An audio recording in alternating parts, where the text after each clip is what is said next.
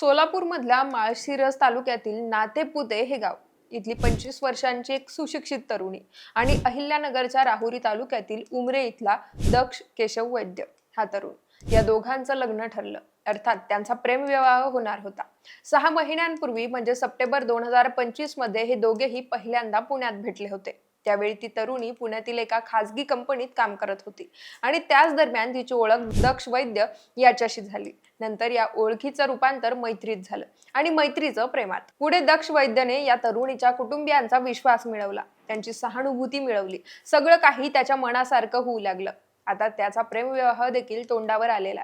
पण इथंच एक धक्कादायक ट्विस्ट निर्माण झाला. दक्ष केशव वैद्यचं मूळ नाव इक्बाल शेख असल्याचं समोर आलं.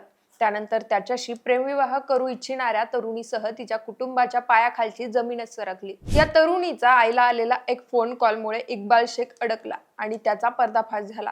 पण त्यानं हे सगळं प्रकरण नेमकं कसं घडून आणलं आणि शेवटी त्याचा भांडाफोड कसा झाला, त्याची स्टोरी मी तुम्हाला या व्हिडिओत सांगणार आहे. नमस्कार, मी पूजा आणि आपण पाहताय देदनका.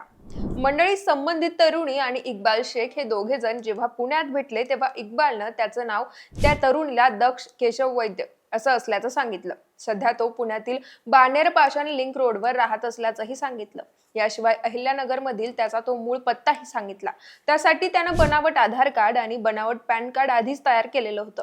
थोडक्यात काय तर तो स्वतःला हिंदू असल्याचा भासवत होता. पुढे त्याने त्या तरुणीला पूर्णपणे आपल्या प्रेमाच्या जाळ्यात ओढलं. प्रेमाच्या आणाभाका घेतल्या. पुढचं आयुष्य दोघांनीही सोबतच घालवायचं ठरवलं. पण त्यासाठी लग्न करणं आवश्यक होतं आणि म्हणूनच दक्ष वैद्यने त्या तरुणीच्या आई वडील व नातेवाईकांशी संपर्क सुरू केला आणि सतत स्वतःबद्दल खोटी माहिती सांगत गेला. त्यानं तरुणीच्या कुटुंबाची सहानुभूती मिळवण्यासाठी स्वतःची बनावट स्टोरी पुढे आणली. त्याने सांगितलं की त्याचे आई वडील कोरोनात वारले आहेत, तर भाऊ मुंबईत नोकरी करतो.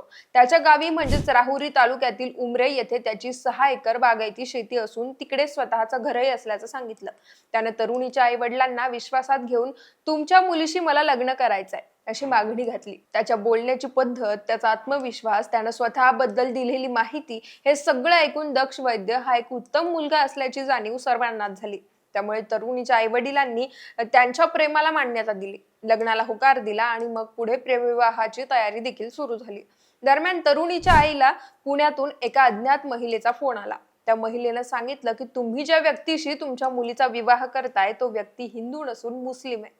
तसंच तो आधीच विवाहित असून त्याच्यापासून 2 अपत्य असल्याचीही माहिती दिली. मंडळी, या एका फोन कॉलनं त्या तरुणीच्या कुटुंबियांना धक्काच बसला. पण ही माहिती खरी आहे की खोटी आहे हे पडताळून पाहण्याचा निर्णय त्यांनी घेतला. तरुणीच्या चुलत्यानं नगरच्या राहुरी तालुक्यातील उमरे हे गाव गाठलं. त्या ठिकाणी जाऊन स्थानिक पोलीस पाटील आणि ग्रामस्थांकडे दक्ष केशव वैद्य या नावाच्या तरुणाची चौकशी केली. पण त्या ठिकाणी समजलं की त्या नावाचं कोणतंच कुटुंब गावात राहत नाही. यावरून तो तरुण दाखवत असलेली कागदपत्र बनावट असल्याचं उघड झालं. एवढंच काय तर पुण्याहून ज्या महिलेनं कॉल केला होता ती त्या तरुणाची पत्नी असून तिच्या सोबत देखील त्याचा आंतरधर्मीय विवाह झाल्याची माहिती पुढे आली. यानंतर तरुणीच्या कुटुंबियांनी थेट नातेपुते पोलीस ठाणे गाठून सगळी माहिती दिली. आपली सविस्तर तक्रार देखील दाखल केली. घटनेचं गांभीर्य ओळखून सहाय्यक पोलीस निरीक्षक विशाल वायकर यांनी या प्रकरणाचा सखोल तपास सुरू केला. पोलिसांनी तांत्रिक माहिती मिळवली, कागदपत्रांची पडताळणी केली आणि आरोपीची खरी ओळख उघडकीस आणली. दक्ष केशव वैद्य हा इक्बाल शेख असल्याचं स्पष्ट झालं. पोलिसांनी तात्काळ कारवाई करत 10 मार्चला त्याला ताब्यात घेतलं आणि 11 मार्चला माळशिरस न्यायालयात हजर केलं. त्यावर न्यायालयानं त्याला सोमवारपर्यंत पोलीस कोठडी सुनावली. आता त्याच्या चौकशीतून काय काय खुलासे होतात ते पाहणं महत्वाचं असणार आहे. बाकी या घटनेच्या पार्श्वभूमीवर सहाय्यक पोलीस निरीक्षक विशाल वायकर यांनी नागरिकांना सावध राहण्याचं आवाहन केलंय. अशा फसवणुकीच्या घटना घडत असल्यानं नवीन ओळखी करताना समोरच्या व्यक्तीची पार्श्वभूमी, त्याच्या कुटुंबाची माहिती आणि कागदपत्रांची पडताळणी करणं अत्यावश्यक असल्याचं वायकर म्हणाले.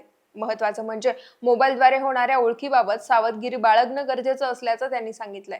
दरम्यान लग्नाआधीच भांडाफोड झाल्यानं नातेपुते येथील ती 25 वर्षीय तरुणी एका मोठ्या रॅकेटमधून वाचल्याचं आता बोललं जात आहे.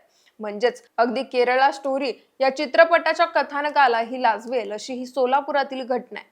आता या घटनेवर तुम्हाला काय वाटतं? तुमची मतं आणि प्रतिक्रिया मला कमेंट्सच्या माध्यमातून कळवा आणि देदनकाला सबस्क्राईब करायला विसरू नका.